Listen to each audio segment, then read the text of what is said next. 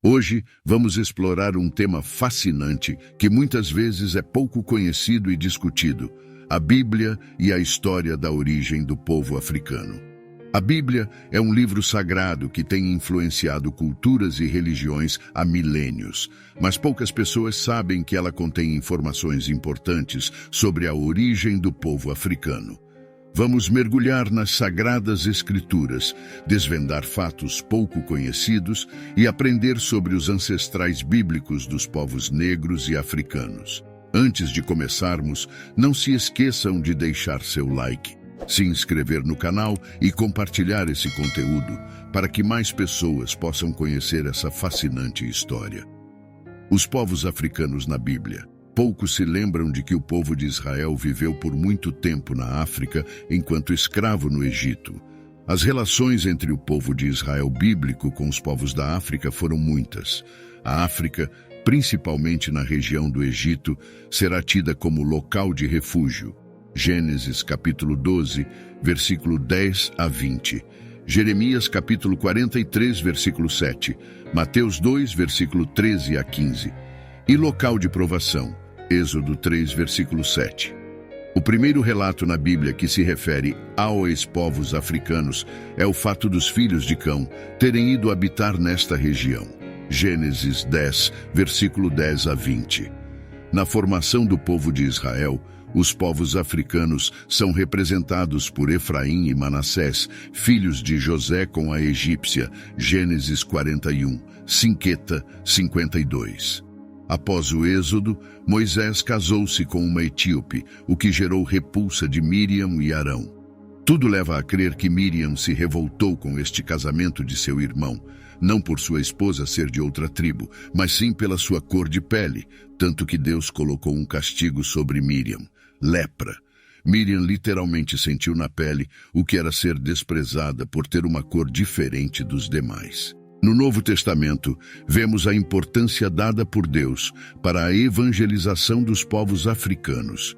A partir desse encontro, toda a Etiópia seria evangelizada ainda no século I, uma prova de que Jesus veio para todos os povos, e não apenas para os judeus, e que em Cristo não pode mais haver distinções com base na cor da pele, gênero ou classe social. Tanto que um dos profetas e mestres na igreja de Antioquia era Simeão, um negro, Atos 13, versículo 1. Simeão é um dos pastores que impuseram as mãos sobre Paulo e Barnabé, enviando-os como missionários ao mundo conhecido. Atos 13, versículo 3.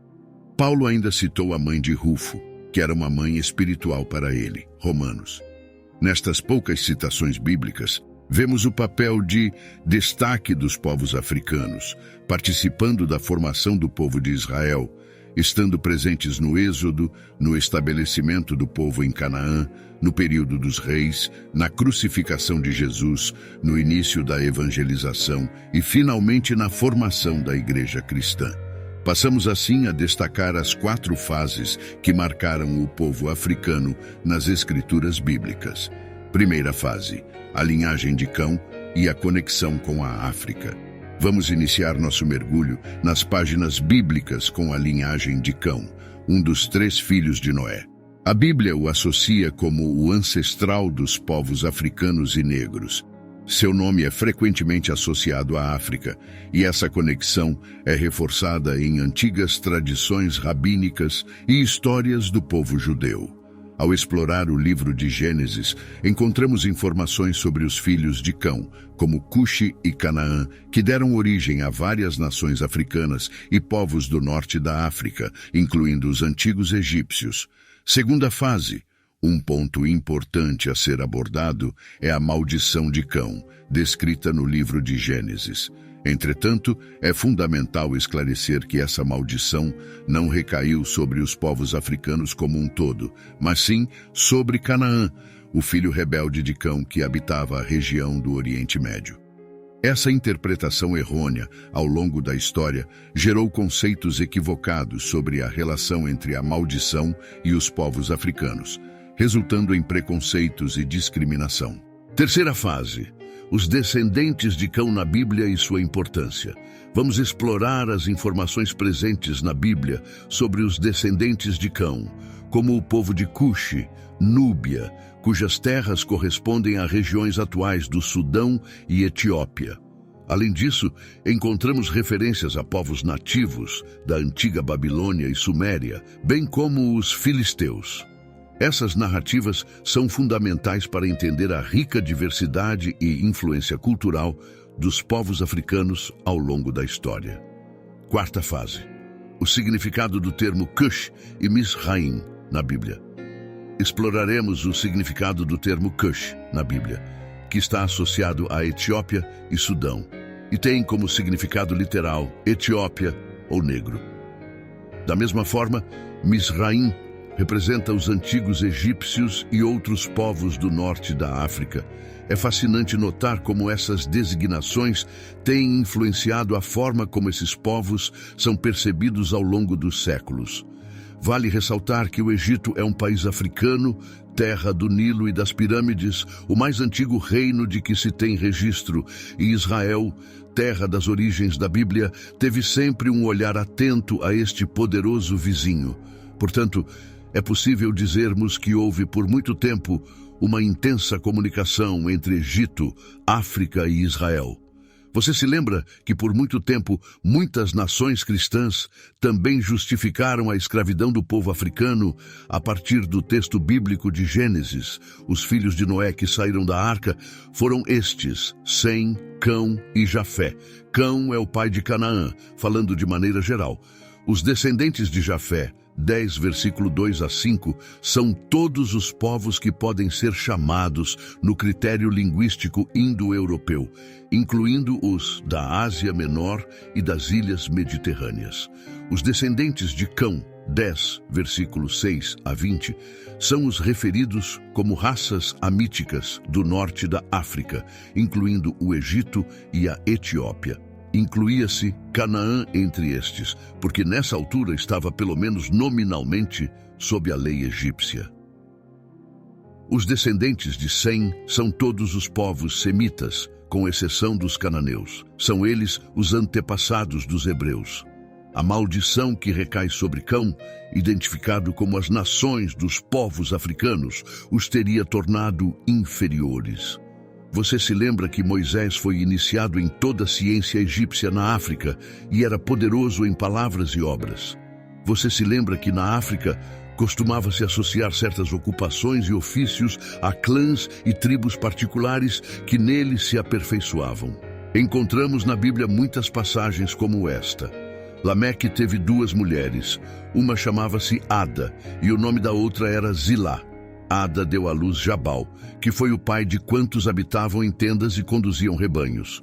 O nome do seu irmão era Jubal, que foi pai de quantos tocam harpa e flauta. Por seu lado, Zilá deu à luz Tubal-Caim, ferreiro de todos os instrumentos de cobre e ferro.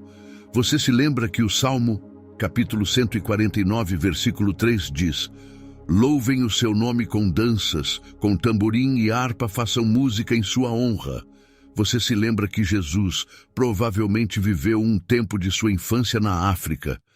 Depois, um anjo do Senhor apareceu em sonhos a José e disse-lhe: Levanta-te, toma o menino e sua mãe, foge para o Egito e fica lá até que eu te avise, pois Herodes procurará o menino para matá-lo.